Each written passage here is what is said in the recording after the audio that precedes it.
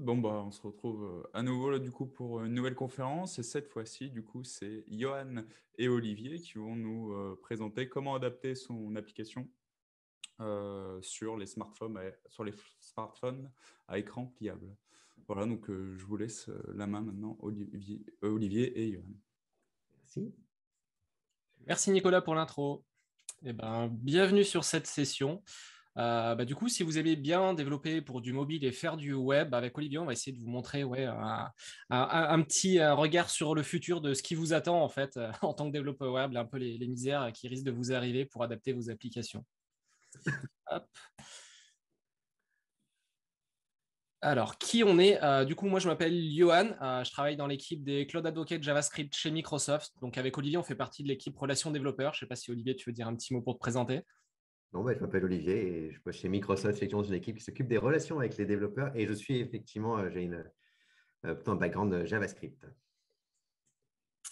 Donc voilà, avant de parler un petit peu du futur, j'aime bien revenir faire un regard sur le passé et voir d'où on vient en termes de développement web avant d'arriver à toutes ces nouvelles choses qu'on va montrer. Donc si on vient à un temps, je dirais que les moins de 30 ans ne peuvent pas connaître, si on revient aux origines du web, le web, c'était ça à l'époque. C'est-à-dire que si on voulait aller se balader sur les prémices du web, sur les premières pages web, on n'avait pas beaucoup d'autres solutions que les bons vieux desktops de l'époque, avec les écrans qui vont avec et le poids qui va avec. Alors heureusement, ça a un peu changé. Avec l'évolution des années, il y a pas mal de nouveaux appareils qui sont arrivés. Vous avez peut-être vu cette évolution-là vous-même, pour ceux qui sont comme moi un peu plus anciens. Les laptops sont arrivés, on a eu les smartphones qui sont arrivés avec le web mobile, puis les tablettes. Et du coup, le web a commencé à arriver un peu partout. Donc maintenant, je ne vous ai pas mis les derniers devices, mais voilà, on a les montres, on a les frigos, ça arrive vraiment, vraiment de partout. Le fait est, c'est qu'il a fallu s'adapter, en tout cas adapter nos applications web et nos pages web à tous ces nouveaux formats d'écran.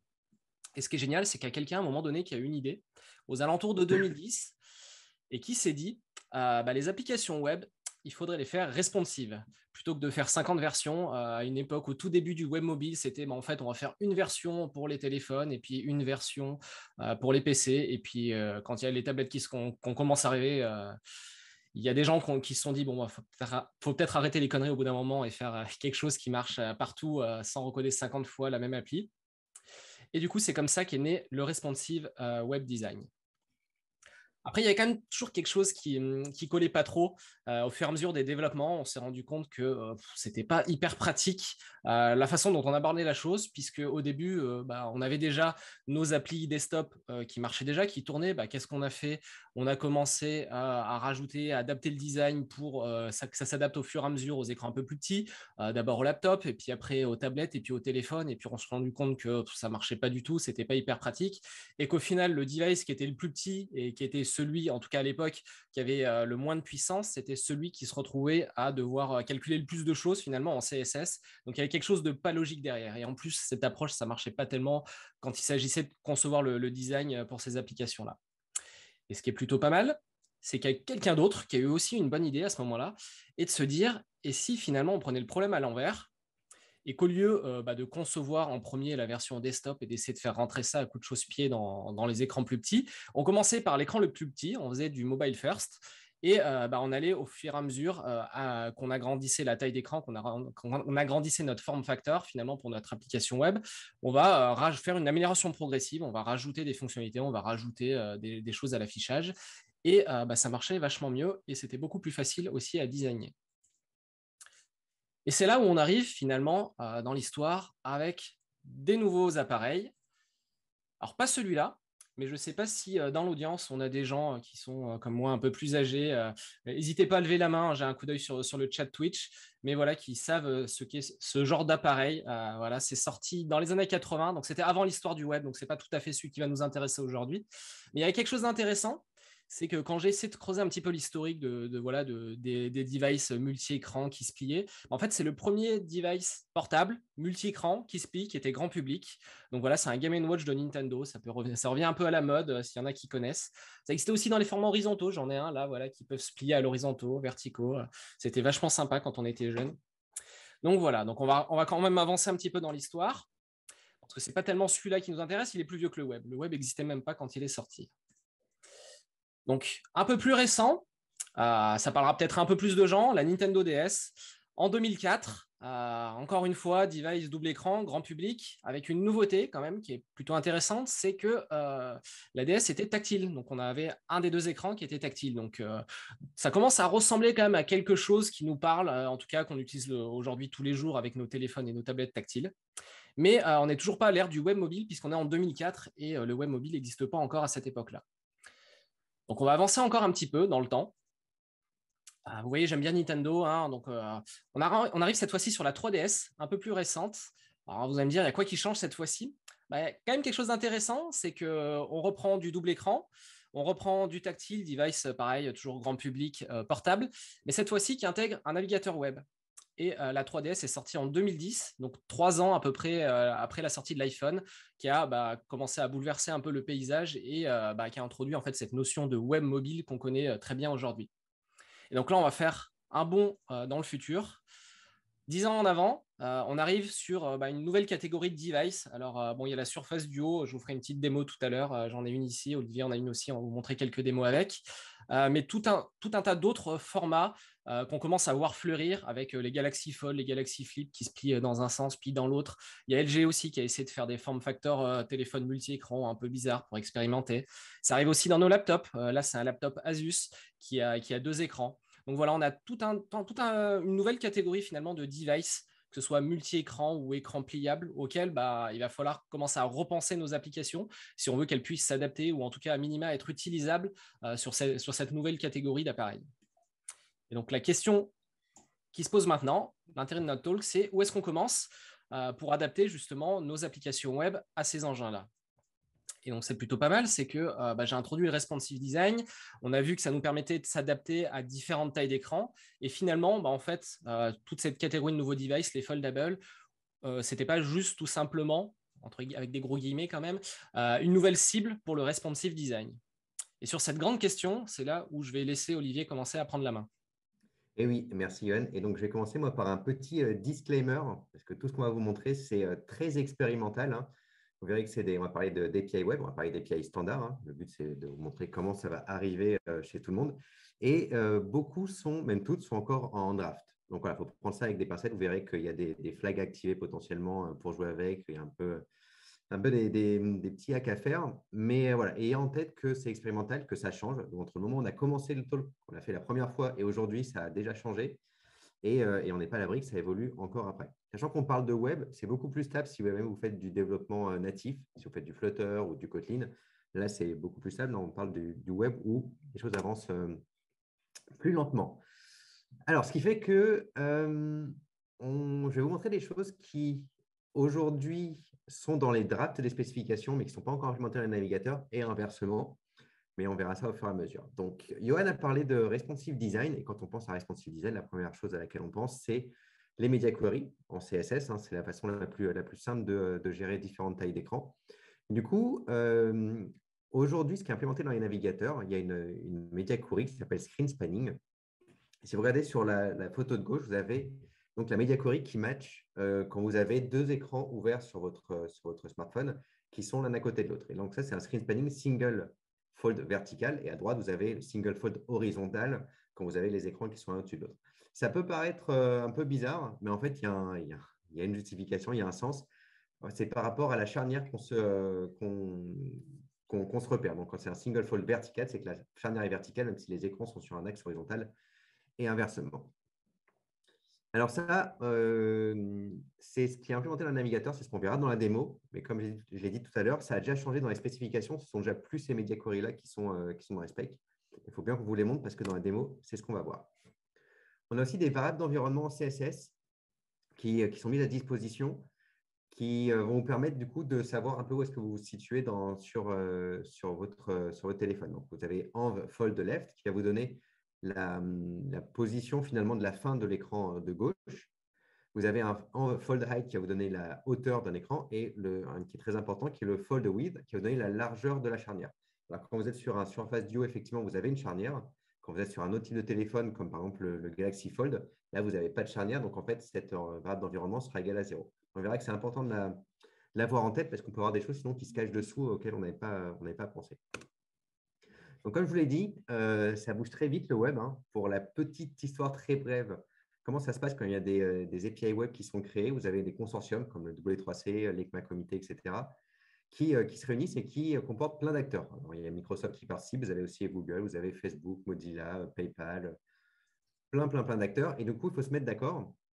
Et en plus, c'est quelque chose qui est fait totalement ouvert. Vous allez sur GitHub, vous pouvez voir toutes les discussions qu'il y a sur ces drafts, sur ces spécifications. Vous pouvez participer. Du coup, les retours des communautés sont bien écoutés et c'est comme ça que les spécifications évoluent. Et donc, je vous ai montré avant les single fold vertical horizontal qui sont, encore une fois, ce qui est aujourd'hui en prod dans les navigateurs basés sur Chromium, mais qui est plus qu'à dans le draft. Aujourd'hui, dans le draft, on a une nouvelle spécification pour les media queries. On n'est pas à l'abri que ça évolue encore, ou alors que les prochaines versions de Edge et Chrome implémentent celle-là. Et en fait, c'est une nouvelle media query qui est un peu plus flexible. Si vous regardez sur l'écran de gauche, vous avez une media query qui va matcher du coup un horizontal viewport segment 2 pour dire qu'on a deux viewports, deux écrans là en l'occurrence, sur l'axe horizontal et un vertical viewport segment de 1 parce qu'on en a un sur l'axe vertical. Et vous avez l'inverse à droite avec un horizontal viewport segment de 1 et en vertical viewport segment de 2 parce qu'on a deux écrans sur l'axe vertical. En fait, c'est bien plus flexible parce qu'on va compter en nombre de viewports. C'est qu'aujourd'hui, effectivement, on a des écrans comme ça, mais on pourrait très bien, du coup, imaginer d'autres types de devices qui n'existent pas encore aujourd'hui. Si vous voulez regarder un peu à quoi ça ressemble, vous avez en bas, on tweetera les slides après, je pense, pour que vous puissiez récupérer les liens. Vous avez en bas le lien vers la pull request de la personne qui a proposé, du coup, cette nouvelle version des media queries. En fait, comme je l'ai dit, comme c'est bien plus flexible, on pourrait très bien imaginer avoir une media query qui matche un horizontal viewport segment 2, donc deux écrans sur l'axe horizontal, mais aussi en même temps un viewport segment vertical de 2, et du coup avoir aussi deux écrans verticaux. Alors, ça ferait un device qui serait un peu compliqué à fermer, hein, parce que vous faites des trucs un peu tricky, mais voilà, c'est des choses, on se dit dans le futur, on ne sait pas à quoi vont ressembler les prochains devices, autant faire quelque chose de flexible dès le départ pour ne pas avoir à revenir sur les standards. Petit jeu, alors je ne sais pas s'il y a beaucoup de retard ou pas dans le live, et par exemple, du coup, si jamais j'ai une media query horizontale viewport segment de 2, si vous avez bien tous compris ce que ça faisait, on va effectivement mettre un background color yellow, et donc ce sont les deux petits écrans-là qui vont paraître en jaune, et si vous avez une autre configuration, vous avez votre fond d'écran qui va rester du coup la couleur que vous avez définie en dehors de la media query. Donc, c'est assez simple. OK, on a parlé de media query donc pour responsive design, pour parler de CSS, mais il peut arriver qu'on ait envie d'interagir avec notre interface à travers du JavaScript. Donc, il y a aussi des API JavaScript qui existent. Celle qu'on va montrer dans la démo juste après, qui est celle-là, qui permet de récupérer la liste des segments. Donc, les segments en fait, qui sont finalement ce qu'on appelle les viewports maintenant. Donc, sur l'objet Windows, vous avez un get window segment qui va récupérer cette liste d'écrans, en l'occurrence, quand vous êtes sur un Surface Duo. Encore une fois, là, je vous la montre parce que c'est ce qu'il y aura dans la démo, parce que c'est ce qui est implémenté dans les navigateurs, mais c'est déjà plus qu'il y a dans le draft. Le draft évolue assez vite, plus vite que les navigateurs, hein, qui ont toujours un temps de retard.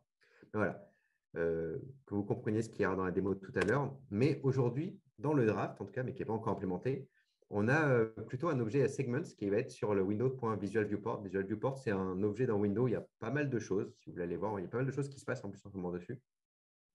Et donc, on va pouvoir récupérer la liste des segments donc, qui sont des viewports, des écrans, un petit peu comme vous voulez. Et avec ça, qu'est-ce qu'on va pouvoir faire? On va pouvoir déjà essayer de savoir combien est-ce qu'il y a de viewports ou d'écrans. Savoir que la Surface Duo, quand elle est ouverte, il y en a deux. Si jamais vous la repliez dans l'autre sens, il considère qu'il n'y a plus qu'un seul écran parce que celui de derrière va être éteint. Donc, même si vous avez un téléphone qui a deux écrans, dans certaines configurations, il peut penser qu'il n'y en a qu'un seul. Si vous êtes sur un téléphone normal, type comme ça, il n'y en aura qu'un seul. Donc voilà, vous pouvez faire ce test-là. Puis après, une fois que vous avez ça, vous pouvez donc boucler sur la liste des segments et puis afficher ou jouer avec leur taille, leurs coordonnées, etc. Juste une petite chose, je vous mets un petit schéma sur la droite. C'est un petit warning pour vous dire que même si la plupart des téléphones aujourd'hui, ils ont des écrans qui ont la même taille, il ne faut pas partir du principe que ce sera toujours le cas. Et même finalement sur un téléphone comme un Surface Duo, les viewports n'ont pas toujours la même taille. Si jamais vous êtes effectivement dans une configuration avec les écrans l'un au-dessus de l'autre, vous avez toujours dans votre navigateur la barre d'adresse, qui fait que le viewport d'en haut sera techniquement plus petit que celui d'en bas.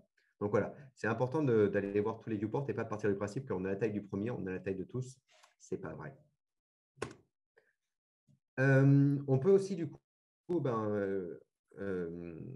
on a un event listener du coup sur le resize qui sert quand vous redimensionnez une Windows, quand vous passez d'un écran à l'autre, quand vous tournez votre téléphone, ce qui fait qu'on peut aussi détecter quand l'utilisateur ouvre ou ferme son téléphone ou quand il le change et puis avoir une interface qui s'adapte en fonction. Vous avez à gauche, par exemple, une interface où vous êtes sur les deux écrans. On peut avoir un client mail, par exemple, avec une vue liste et une vue détail, ou alors vous pouvez avoir effectivement deux applications sur les écrans différents, comme vous voyez sur l'écran de gauche, de droite, et du coup, deux applications différentes qui sont chacune sur un écran. Yoann? Ouais, je vais prendre la main là-dessus. Du coup, au-delà de juste savoir où positionner les éléments et savoir aussi est-ce qu'on est justement en mode single screen, dual screen, etc. Ça va un petit peu plus loin, surtout parce que nos devices ils peuvent se plier. Donc, on n'est pas juste forcément tout le temps à plat comme ça. On peut avoir ce qu'on appelle différentes postures, c'est-à-dire que en intermédiaire, par exemple, on a la posture laptop où justement on peut se retrouver un peu comme un format mini laptop avec un écran plus adapté pour taper et l'autre plus pour visionner du contenu. On a la posture à plat, mais on a aussi la posture, par exemple, comme sur le Surface Duo en tente, où on peut poser ça sur une table et avoir deux personnes qui regardent chacun un écran. Si on le replie complètement, on peut avoir la posture tablette ou à l'inverse, si on tient ça comme un livre à moitié entrouvert, la posture livre.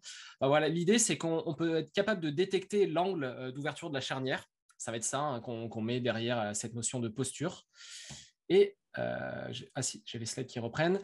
Du coup, on a une API qui est aujourd'hui encore en draft, qui permet de savoir, de récupérer les événements pour savoir déjà dans quelle posture on est, que ce soit sous forme de media query ou sous forme d'événements JavaScript. Et donc, c'est quelque chose de continu. Un petit peu comme quand on fait des breakpoints, quand on fait du responsive design pour dire, par exemple, au-delà de 640 pixels de large, on passe en format tablette, etc. Là, c'est plutôt des angles de charnière qui vont déterminer lorsqu'on passe d'une posture à une autre. Donc voilà, c'est quelque chose qui se fait de manière continue et qu'on peut récupérer, bien sûr, avec du code. Donc, comment ça se présente l'API? Pour la partie JavaScript, ça se présente avec un autre event listener où on écoute justement sur navigateur.device_posture et on peut récupérer le type de device posture courante du device et éventuellement faire quelque chose si on voit que la posture change. Mais on peut aussi le faire avec des media queries. Donc, comme tout à l'heure, on peut détecter le screen spanning. Enfin, ça, c'est l'ancienne API. Et on peut aussi détecter, on peut dire device posture laptop, flat ou autre, et détecter ça pour faire des changements. À quoi ça sert en pratique? Un petit exemple qui est illustré juste dessous dans les slides ici, c'est par exemple, là, on reprend une interface qui se plie verticalement, type, alors si je ne dis pas de bêtises, c'est le Galaxy Flip, ou si on est dans un appel et qu'on a le téléphone à plat. Donc, mettons comme ça. Je n'ai pas tout à fait exactement le même format. Ce qu'on va vouloir faire, c'est que, on va vouloir maximiser la surface disponible pour l'affichage, donc pour le correspondant qu'on a en face, et réduire les contrôles au strict minimum en bas. Par contre, si notre device commence à être à moitié plié, c'est peut-être pas hyper pratique d'avoir notre correspondant qui est plié au milieu de l'écran, surtout si on est un peu comme ça, donc on ne voit pas très bien ce qui se passe sur l'écran du bas. Et à l'inverse, du coup, on va vouloir adapter, donc savoir qu'on est en posture laptop ou book, par exemple, dans ce cas-là, et adapter justement les tailles de nos composants pour dire la personne qui est en visio, on va la mettre uniquement sur l'écran du haut et l'interface, on va la mettre uniquement sur l'écran du bas. Ça sert aussi à éventuellement adapter l'UI. Là, on n'a pas par exemple le problème, mais on peut avoir les boutons qui se retrouvent positionnés dans le cas à plat exactement au niveau de la pliure. Donc, ça peut être gênant au moment où on a le téléphone plié pour essayer d'aller interagir ou lire des événements du UI et des morceaux du UI qui seraient positionnés à cet endroit-là. Donc voilà, ça sert à ça, typiquement la posture, pour essayer de faire des choses. On peut faire des choses sympas. Par contre, on verra, ce sera plus tard, parce que pour l'instant, ce n'est pas encore quelque chose qui est tout à fait dispo. Donc Olivier va vous montrer des démos de code, mais en attendant, je vais vous montrer quelques petites démos sur le device. Donc Olivier, je ne sais pas si tu peux couper le partage d'écran pour que j'essaye de montrer ça un peu en grand. Ou alors il passe en plein écran, je ne sais pas, en backstage. Ouais. Essaye de couper le partage d'écran, je crois, pour qu'il y ait un peu plus de débit. Hop. Yes, ouais, ça va être. La régie, si vous nous entendez. Ouais, cool. Ouais, c'est mieux comme ça, merci. Hop. Donc, Olivier le disait en disclaimer, les API qu'il va vous montrer juste après en démo, c'est très expérimental. Si on veut tester aujourd'hui, donc on verra qu'on peut tester ça dans le navigateur. Là, je vous montre sur un vrai device. Mais même sur un vrai device, il faut aller ici dans les paramètres du navigateur. Donc là, c'est une version Edge mobile que je vous montre. Donc c'est Edge //flags. Sur un Chrome, ce serait pareil. Il faut aller activer les API qui s'appellent, moi je vois pas très bien, je suis à l'envers, mais qui s'appelle Experimental Web Platform Features pour pouvoir accéder et jouer aux démos là que je vais vous montrer tout de suite si j'arrive à me débrouiller. Hop. Voilà, donc là, petit exemple d'application pour tirer parti justement du dual screen. Ici, là, j'ai une application web, une PWA, qui est un jeu de bataille navale. Donc, si j'essaye par exemple d'appuyer sur le bouton New Game, là, il va détecter que j'ai qu'un seul écran et que le jeu, il n'est pas conçu pour fonctionner qu'un seul écran, parce qu'en bataille navale, on a besoin de 2 écrans. Donc, si je passe mon application en dual screen, je retrouve un écran avec mes bateaux qu'il faut éviter de se faire couler et ceux de l'adversaire que moi, je vais essayer de couler en appuyant un peu partout. Donc voilà, ça c'est un exemple d'application où on peut tirer justement parti du fait d'avoir ces 2 écrans-là. Je vais en montrer un autre. Hop. Voilà, donc je vais repasser en mode single screen. Si j'y arrive. Voilà, donc ici j'ai une application de galerie photo. Donc j'ai plusieurs photos que je peux scroller. Si j'appuie sur une photo et que je suis en mode simple écran, donc comme vous le verrez sur votre navigateur si vous essayez de lancer ça, la photo passe en plein écran et je suis obligé de la fermer si je veux voir une nouvelle photo. Ce que je peux faire aussi, c'est basculer en mode dual screen. Et là, dans ce cas-là, j'ai d'un côté ma galerie photo et si j'appuie sur une photo, elle va passer en plein écran de l'autre côté. Donc ça, c'est pas mal. Ce qu'on peut faire aussi, c'est éventuellement adapter l'UI si je change l'orientation ici de mon téléphone. Hop. Donc on voit que les écrans étaient inversés et que par commodité, en général, c'est plus pratique d'avoir les interactions sur l'écran du bas. Donc c'est pour ça que l'interface a fait que la galerie photo passe en bas et la photo en plein écran passe en haut. Et ce qui est même magique, c'est que normalement, si je retourne mon téléphone dans l'autre sens, voilà, ça restera bien sur l'écran du bas. Par contre, je crois que je ne sais pas pourquoi, ça a re-switché en single screen. Donc voilà, juste pour montrer quelques petits exemples d'applications, de qu'est-ce qu'on peut faire en pratique avec ces nouvelles API dont Olivier vient de parler. Donc maintenant, Olivier, je te rends la main pour les petites démos de code. Je repartage mon screen. Hop. Passer sur les slides. Magnifique. OK. Moi, on va coder un petit peu. Je vais vous montrer. Donc, j'ai mon VS Code là.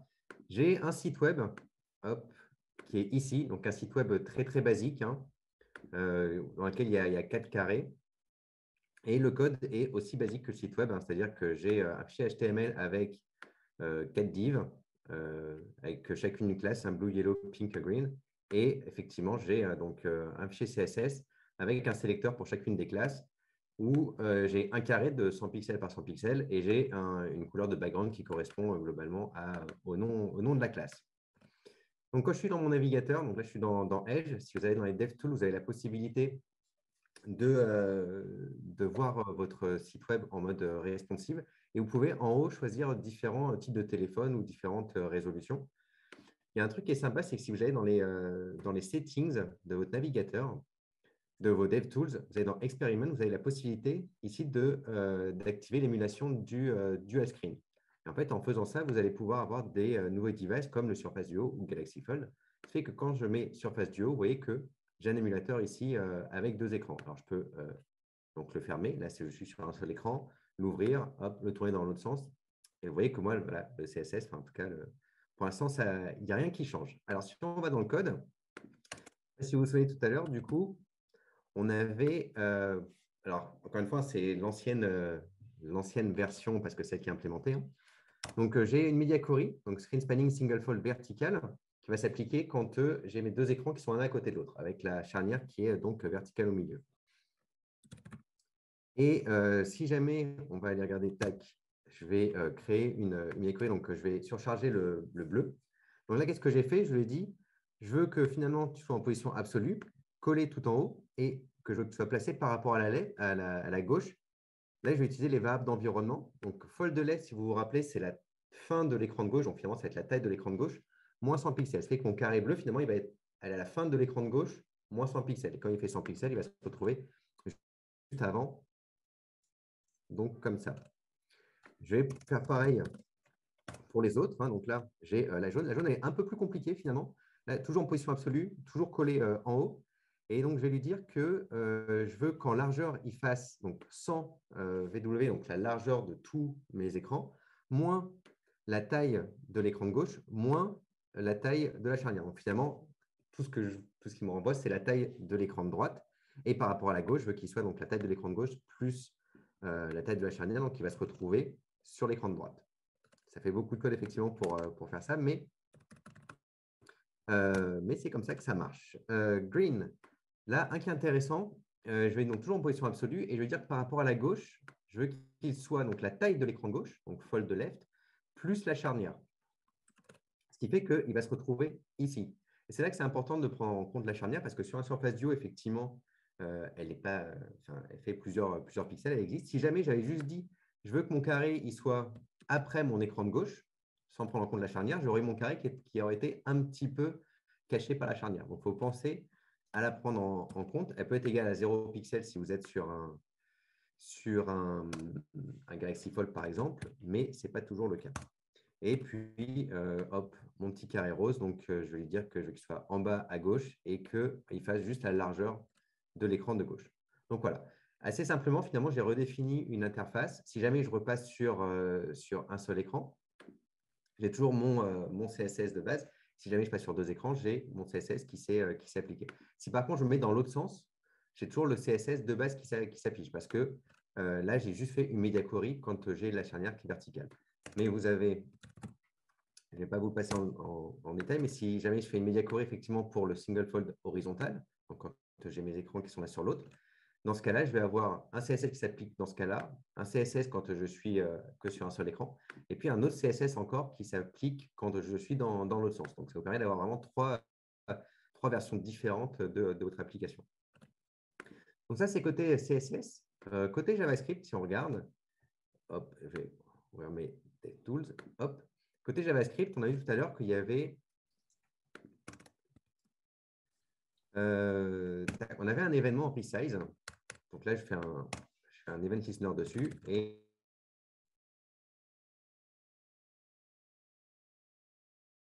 là, ce qui va se passer, c'est qu'à chaque fois que je vais soit retourner mon écran, soit l'ouvrir, le retourner, peu importe, j'ai un event resize qui est trigger et donc je fais un petit console log. Moi, ce que je veux en l'occurrence, c'est afficher la liste de mes viewports. Donc là, j'ai une petite méthode qui va utiliser l'ancienne API, donc qui va m'envoyer la liste des viewports avec un gain window segment. Et je vais utiliser console.tab. Console.tab, si vous ne connaissez pas trop, c'est pour afficher un tableau de JSON. Quand les JSON sont tous formatés pareil, ça va vous afficher ça sous forme de tableau. Et donc, finalement, cette méthode, je vais l'appeler à chaque fois que… Tiens, c'est en anglais. À chaque fois que j'ai un event resize, et on va même l'afficher directement dès que la page se load. Et donc là, sur mon téléphone, vous voyez que j'ai bien mes deux écrans. Tac. Si jamais je suis sur un seul écran, vous voyez que j'ai bien qu'un seul écran qui est détecté. Si je l'ouvre, vous avez bien les deux écrans. Si jamais je les tourne, vous avez toujours les deux écrans qui ont donc des dimensions différentes. Alors, ça, c'est pas mal pour effectivement débugger directement depuis les DevTools. Vous pouvez aussi débugger si vous avez la chance d'avoir un téléphone. Vous pouvez débugger directement sur le téléphone grâce aux Remote Dev Extensions. Vous avez dans Edge et dans Chrome, vous avez sur edge./inspect ou chrome./inspect et vous pouvez du coup voir tous les onglets qui sont ouverts sur votre device. Là, en l'occurrence, j'ai un device là, juste à côté de moi, dans lequel j'ai mon site qui est ouvert. Et si jamais, on va essayer de faire un truc, tiens. Si jamais je vais dans, hop, moi là, je peux même ouvrir directement les DevTools. Donc là, vous voyez que j'ai mon 127.0.0.1, donc en fait, j'ai mon site web qui tourne en local. Je vais pouvoir aller inspecter sur le téléphone. C'est que là, si jamais je passe, je vais mettre sur deux écrans, vous voyez que l'application change. Si jamais je tourne mon écran, vous voyez que ça change. Donc là, en fait, je suis en train de manipuler mon téléphone et je peux débugger directement sur ordinateur. Et vous voyez d'ailleurs, les événements sont trigger à chaque fois. C'est intéressant parce que du coup, on voit, si jamais je suis effectivement dans ce sens-là, que vous voyez bien que l'écran du haut est plus petit que l'écran du bas. Parce qu'effectivement, on a toujours cette barre en haut avec cette barre d'URL. Donc, effectivement, vous avez l'interface qu'on a codée ensemble, on va dire, où j'ai cette vue-là, donc avec mon CSS qui s'applique. Quand je passe sur deux écrans, j'ai donc le CSS qu'on retrouve, qu'on a vu tout à l'heure. Et si je passe dans l'autre sens, vous avez la troisième version du CSS. Alors, effectivement, il y a un petit bug. Vous voyez que ce n'est pas exactement le même affichage que dans les DevTools. Mais il arrive même qu'en faisant ça, non, toujours un petit problème. Mais vous voyez que voilà, je peux aussi donc débugger directement sur mon téléphone en utilisant les DevTools que vous avez dans votre navigateur. Et ça marche très bien. Sachant que, comme je vous l'ai dit, quand vous passez sur un seul écran comme ça, donc quand on referme un Surface Duo, l'écran derrière se mirror. Et donc, on repasse sur une vue à un seul écran. Donc, vous n'avez pas la Media Query qui s'affiche là, même s'il y a toujours deux écrans. Je n'ai pas la Media Query single fold qui s'exécute. Voilà pour la démo. Tac. Johan, tu reprends la main? Et bah allez, donc on va parler un petit peu maintenant. On a montré quelques exemples de ce qu'on pouvait faire avec. Côté design pattern, qu'est-ce qu'on pourrait retrouver justement pour profiter je vois qu'il y avait des questions sur le chat, en gros, à quoi ça peut servir d'avoir deux écrans. Donc, on va voir quelques exemples finalement de design pattern ou en quoi, comment on pourra adapter des applications existantes pour tirer parti du fait d'avoir soit un écran plus grand, soit du multi-écran. Donc, dans les design patterns qui existent, il y en a un qu'on connaît plutôt pas mal parce qu'il est beaucoup utilisé, en tout cas en mode tablette, pour ceux qui ont fait déjà du développement mobile. Il y a ce pattern de list detail qu'on finalement, ici, on peut le décliner sur deux écrans. C'est quoi? C'est tout simplement, je pense que vous l'avez déjà tous vu sur les interfaces de mail type Gmail ou Outlook, où d'un côté, on a une liste d'éléments, et lorsqu'on clique sur un élément, là, en l'occurrence, un mail, ça nous ouvre à droite en plus grand, justement, le détail du mail. Donc ça, c'est un pattern qu'on peut très facilement, j'ai envie de dire, via toujours les media queries, mais qu'on peut adapter naturellement, en tout cas, sur du dual screen. Après, dans les autres patterns, il y a le fait, alors ça par exemple, si on met ça un peu en image avec les postures dont je parlais tout à l'heure, là, ça s'adapterait plus à une posture type laptop, ou en tout cas, si on tient le téléphone un peu plié avec les mains sur l'écran du bas, où on est en vertical, on peut imaginer avoir un écran qui sert à visualiser du contenu, donc par exemple ici un chat, et un écran qui utiliserait l'UI, qui fournirait l'UI, donc un clavier par exemple pour taper. Donc ça permet d'avoir justement un gros clavier. Si on veut taper un peu de texte quand on est en mobile, ça peut être pratique. Donc un écran dédié aux interactions, un autre qui est dédié à l'affichage. Qu'est-ce qu'on peut avoir comme autre design pattern? Moi, je reviens à la 3DS, j'aime bien, désolé. Du coup, là, c'est un jeu, donc c'est Mario Kart. C'est quoi? C'est tout simplement profiter de deux écrans pour afficher deux points de vue différents de la même application, ou en l'occurrence d'un jeu ici. Donc, c'est-à-dire, on a un écran qui sert à visualiser une chose. Ici, il a la vue de la course, et un autre écran qui sert à avoir un autre point de vue. Donc là, par exemple, la vue de dessus, la carte pour savoir si on est suivi ou autre. On peut imaginer ça. Je sais que déjà, j'avais eu des discussions il y a très longtemps, à l'époque des tablettes, avec les militaires qui étaient très friands de ça, du multi-view, justement, pour plein de use cases. Alors ça, sur du multiscreen, ça se fait très naturellement aussi, donc c'est assez pratique. Et puisqu'on peut avoir deux écrans pour visualiser, on peut aussi tirer parti de deux écrans pour interagir sur deux modalités différentes. Donc, j'ai pris un autre exemple que j'aime bien aussi. Ça ne se voit pas tellement, mais j'ai plein de synthés derrière moi et quelques tables de mix aussi. Donc là, l'idée, c'est quoi? C'est par exemple, on est dans une application type DJing, et on a chaque écran qui correspond à une platine différente. Donc, on peut interagir sur chaque écran indépendamment et contrôler indépendamment deux modalités, donc deux platines ici différentes. Donc, on peut imaginer quand même construire des interfaces assez poussées où justement, on peut interagir sur deux choses en même temps qui sont complètement différentes, grâce aussi au fait que nos smartphones soient multitouch, donc on peut toucher à différents endroits et interagir avec différents morceaux. Donc ça, c'est juste pour donner un petit peu des idées, donc pour des design patterns les plus courants. Je suis sûr qu'on va pouvoir en trouver d'autres au fur et à mesure que ça va se développer au cours du temps. Pour ce qui est de si vous voulez tester ça chez vous, si vous n'avez pas de device, donc Olivier en a un peu parlé, j'ai montré aussi tout à l'heure. Donc là, on l'a juste mis dans les slides, comme on va vous donner le lien après, comme ça, si vous voulez les jeter un coup d'œil, vous aurez tous les détails pour aller configurer votre navigateur, pour aller jouer un peu avec ces API-là et tester un peu les modes d'émulation. Donc il y a un mode à activer, donc un flag dans le navigateur pour activer les Web Experiments. Et après, par contre, si vous voulez tester un peu plus loin, si vous avez vraiment une application et vous voulez voir comment ça se comporterait sur un vrai device, Moi, je vous invite aussi à tester. Il y a un émulateur Android pour Surface Duo, donc un émulateur qui est un peu plus poussé. Ça vous permet de trouver des bugs qu'on ne trouve pas forcément dans le navigateur parce que les implémentations, encore une fois, elles sont en draft, elles sont en cours, ça change. Et notamment, l'implémentation du navigateur sur mobile n'est pas exactement la même que celle qu'on a dans les DevTools. J'ai eu quelques surprises avec ça quand j'ai voulu jouer avec.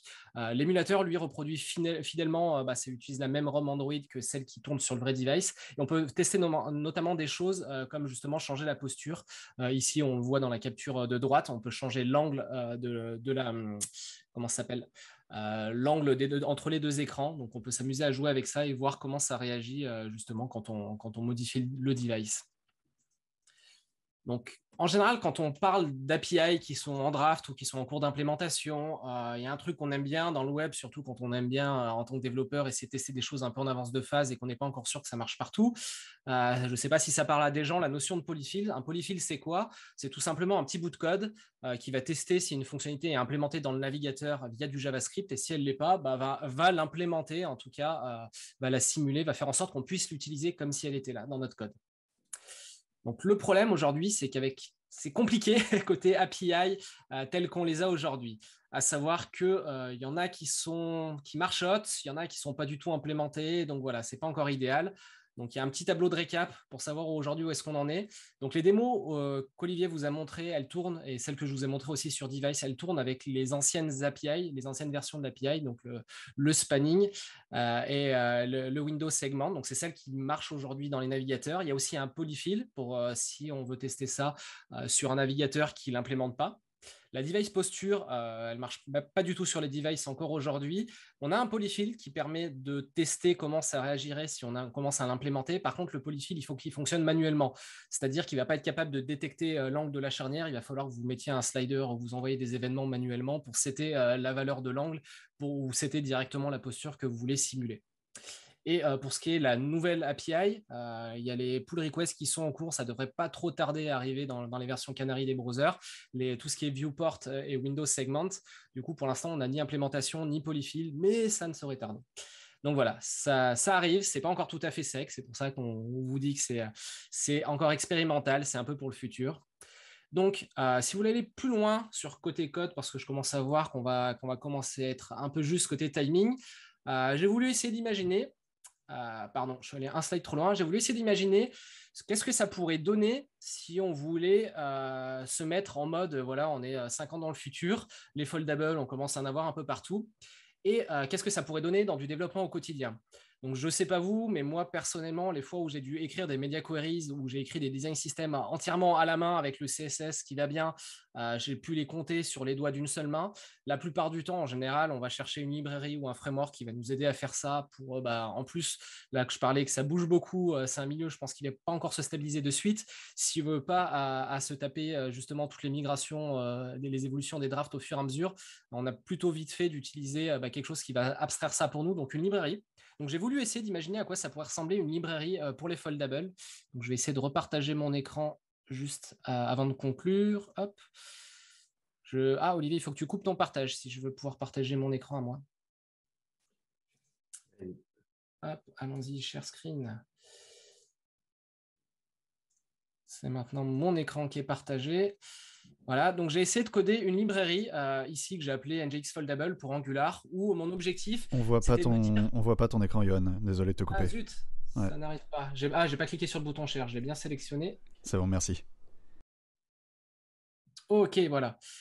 Donc j'ai essayé de coder une librairie, ça reste expérimental, hein, ça n'a aucune prétention si c'était de faire des essais, mais pour essayer d'imaginer à quoi ça pourrait ressembler l'expérience utilisateur, de dire comment on peut adapter des applications existantes. Bon, là, je suis parti sur Angular, c'est un framework que je connais bien, pour me dire, j'ai pas envie d'écrire de CSS, mais j'aimerais bien adapter mon application. Donc voilà, j'ai fait quelques composants, et bon, là, je vous le montre très rapidement, je vous mettrai les liens après si ça vous intéresse d'aller jeter un œil. Et je me suis amusé à recoder avec cette librairie-là, c'est-à-dire sans écrire une seule ligne de CSS, la démo de la photogalerie, que je vous ai montré tout à l'heure, là où on pouvait basculer d'un écran, 2 écrans, et pour voir à quoi ça ressemblait. Donc, j'ai recodé l'application qui est, à la base, c'était pas une démo que j'avais écrit moi, c'était une démo fournie par Intel pour les devices dual screen. Donc, je l'ai recodé en Angular avec leur CSS et j'ai fait la version après coup. J'ai viré finalement tout le CSS spécifique, toutes les media queries spécifiques au foldable et j'ai réutilisé ma librairie pour voir finalement à quoi ça pourrait ressembler finalement de ne pas avoir à écrire toutes ces media queries là et utiliser des composants Angular, des directives ici en l'occurrence pour coder ça. Donc, je ne vais pas faire plus long parce que je crois qu'on arrive au bout du timing. Mais si vous voulez en savoir plus, vous avez le lien pour les slides ici. Vous allez retrouver tous les liens vers les ressources qu'on a partagées. Donc, ça peut être des drafts, ça peut être les docs, ça peut être des exemples de code ici sur ce lien aka.ms que vous avez un peu plus bas. Et je ne sais pas si on aura des temps peut-être pour prendre une question. Oui, allez, on va en prendre une, je pense. On a bien 1 minute. Merci à vous déjà, Johan et Olivier, pour cette présentation.